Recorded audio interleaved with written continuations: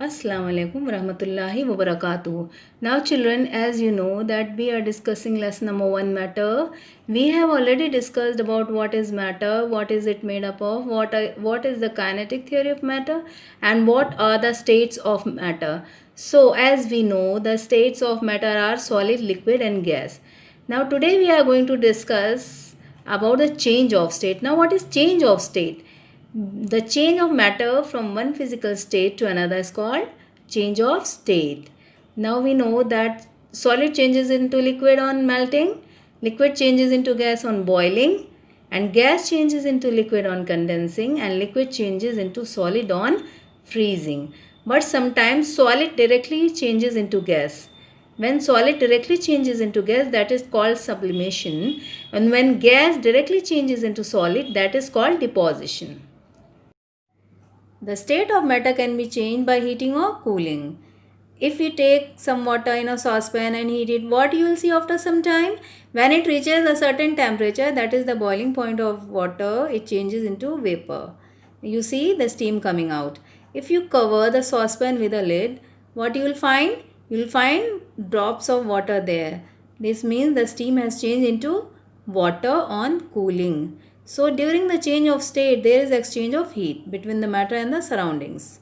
So water changes into water vapor on heating and water vapor changes into water on cooling.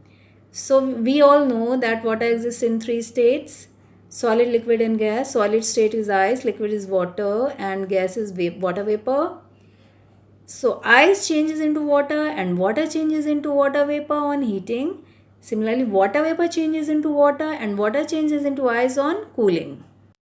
And during the change of state, when one state is changing into another state, what happens? The temperature now becomes constant. It does not increase further. Now, let us discuss the phenomena which are involved in the change of state. Now, first is melting. Now let's discuss what is melting. So melting is the process during which a solid changes into its liquid state at a fixed temperature on heating. Suppose ice changes into water on heating. This is an example of melting. So what is the melting point? The fixed temperature of ice. When it melts into water, the melting point of ice is 0 degrees Celsius. Now, the melting point is defined as the fixed temperature at which a solid changes into its liquid state. Now let's discuss melting on the basis of kinetic theory. Now we know that molecules of a solid are very closely packed and the intermolecular space is negligible. They are very compact, tightly packed, and there is a strong force of attraction between the molecules or particles of a solid. So they cannot move from their place, they cannot leave their place, they just only vibrate about their fixed positions. They are fixed, they have fixed positions, they can't move, they can't flow, they can only vibrate about their fixed positions, and due to this they possess very less kinetic energy because they cannot move. Now, as we know, they possess very less kinetic energy because they cannot leave their places, they can't flow. So when a solid is heated, its particles start vibrating at a faster rate. When heat is provided to a solid, the particles, without leaving their places, just vibrate at a faster rate. Now this increases their kinetic energy.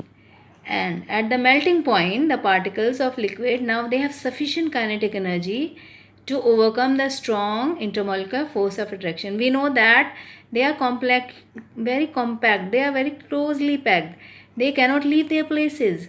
So when heat is supplied to the solid, what happens? The vibration increases, they start vibrating at a faster rate. So at this point now they have sufficient kinetic energy and they can overcome the strong intermolecular force of attraction. So now what happens? They leave their fixed positions, they start vibrating at a faster rate, and now they leave their fixed positions at their when they reach their melting point, and now they start flowing within the substance. They don't leave the substance, they just start flowing within the substance. So they start melting. At this temperature, the solid starts melting, and this temperature is called the melting point of the solid. Now let's see what is the effect of pressure on the melting point. We know that some substances like lead and wax, they expand on melting. So melting point of such substances increases with the increase in pressure. When we increase pressure, the melting point increases.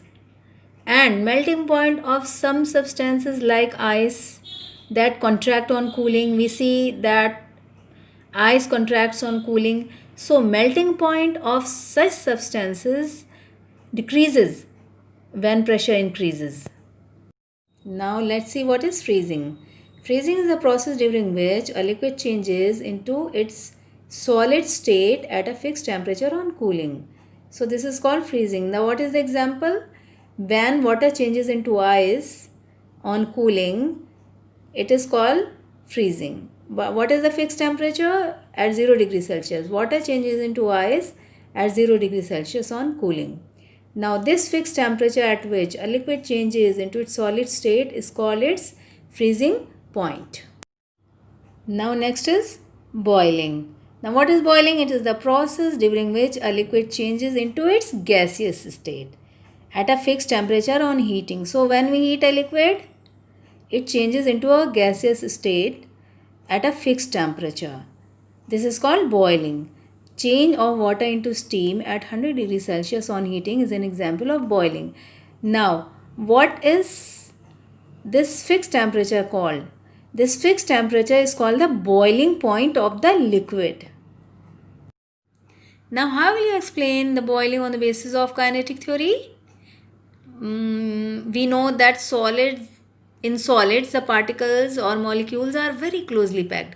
There are no intermolecular spaces, almost negligible, and force of attraction is very strong. But in case of liquids, the molecules are less closely packed than solids. They have some intermolecular spaces in between them. So they exert less force of attraction on one another. They can move in all directions within the boundary of the liquid because they have some spaces in between them, so they can move. They can leave their places but within the boundary of the liquid. Due to this, they possess more kinetic energy than the particles of a solid. So when a liquid is heated, what happens? Its particles start moving faster because they can move. They have spaces in between them. Now, when heat is supplied to a liquid, the particles start moving faster. So, there is an increase in the kinetic energy also. Now, when the boiling point is reached, what happens? The particles of liquid, now they have gained sufficient kinetic energy to break the intermolecular force of attraction, to overcome the intermolecular force of attraction. This point is called the boiling point. And what happens at this stage? Now they become free to leave the liquid surface because they have the power to overcome the intermolecular force of attraction. Now they can leave the surface of the liquid, and now at this stage they start changing into vapors. They change into gaseous state. Liquid changes into gaseous state. It starts boiling. Now let's see what is the effect of pressure on the boiling point. Boiling point of a liquid substance increases with increase in pressure and decreases with decrease in pressure. It means when the pressure increases, the boiling point also increases, and when the pressure decreases, the boiling point of the liquid decreases. Now you see your mother cooking food in a pressure cooker in a very less time. What is the reason behind that? Inside a pressure cooker, the pressure is increased by keeping the water vapor inside the cooker. You see all the steam is inside the pressure cooker, and this steam or water vapor, it increases the pressure inside. So when the pressure increases, the boiling point of water increases from 100 degrees Celsius to about 120 degrees Celsius, and this food gets sufficient heat energy before the water boils, and this makes the cooking easier and faster. The food is cooked in a lesser time. It takes less time. Now we know that at high altitudes pressure goes on decreasing. As we go up, pressure goes on decreasing. So at high altitudes like on a mountain or a hill, as there is very less pressure, so cooking becomes very difficult. due to decrease in pressure, because when pressure decreases, the boiling point also decreases. So it is very difficult to cook at high altitudes like mountains or hills. Now let's see what is the effect of impurities on the boiling point. So boiling point of a liquid increases on adding impurities to it. Now let's see what is condensation. What do you mean by condensation? So it is the process during which a gas changes into its liquid state at a fixed temperature on cooling. So you see that steam changes into water at 100 degrees Celsius on cooling. This is an example of condensation. When steam cools, it changes into water. Now what is condensation point? It is the fixed temperature at which a gas changes into its liquid state. What is sublimation and deposition? What is sublimation? It is the process during which a solid directly changes into its gaseous state on heating.